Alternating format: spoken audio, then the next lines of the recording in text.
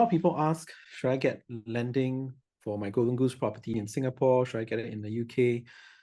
Well, if you borrow from banks in Singapore, they will only lend to you, or even the high street banks in the UK, they will only lend to foreign nationals for properties in London zones 1 and 2, or for new builds in big city centres like Manchester.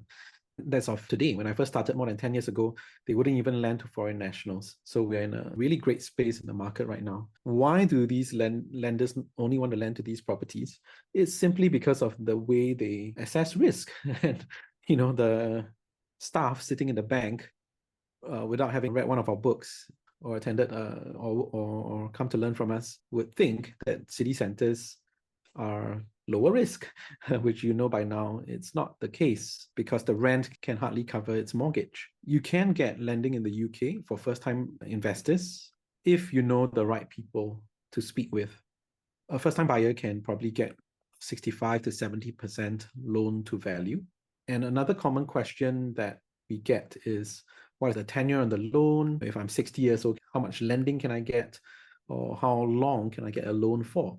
And these are questions understandably coming from Singapore or Malaysian lends, because lenders in Singapore, knowing that the properties are alligator properties and are negatively cash flowing, would then look at the borrower and the number of years of economic lifespan that the person has left to work, because they know that to fully pay off the mortgage, the rent is not enough, and they need to depend on the borrower's salary and how many more years the person could realistically be working for. Hence, if someone who is older in age would have their loan tenures more restricted from, say, 20 years, 30 years to 20 years to 10 years.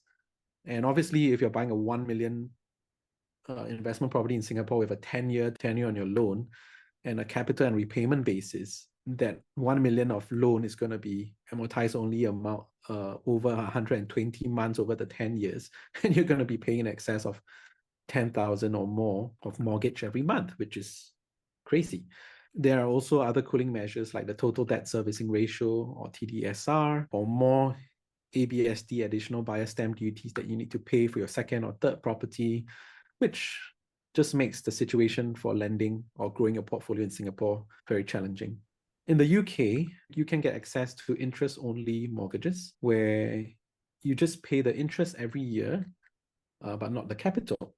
And in this example, the loan tenure actually doesn't matter. So for example, if you're borrowing £100,000 at 6% per year, then you're simply only paying 6,000 in interest every year, which is a £500 per month. And you simply need to find a property that gives you more rent than that, where you're able to take the rent minus the 500 minus any outgoing expenses or managing letting agent fees and still make a profit. So it doesn't matter if your loan is for 2 years or for 5 years or for 10 years if it's an interest-only loan, because every year you're still paying that same 6% of interest. The capital of the 100,000 is not divided over the loan tenure, as in the case of a capital and repayment mortgage. And that's a huge distinction.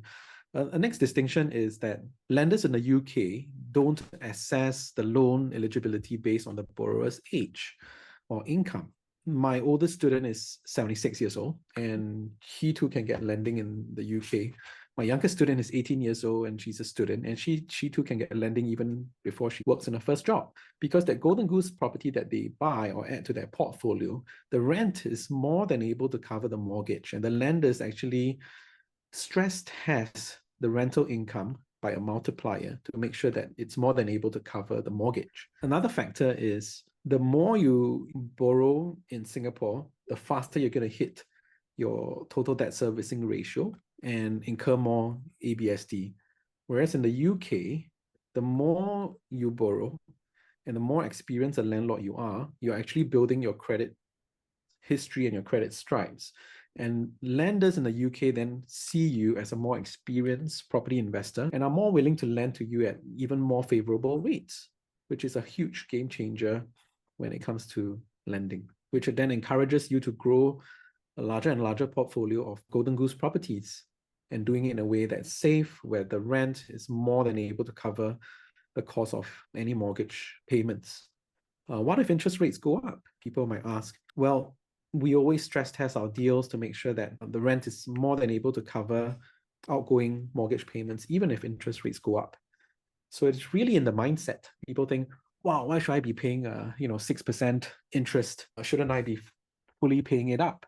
Because interest rates in Singapore are 3 to 4%. But one needs to recognize that in the UK it's a totally different environment, and even locals are paying 5% interest for investment properties. And it doesn't matter how much the interest rates are, as long as the deals stack up. And effectively, your tenants are the ones who are paying for the interest rates.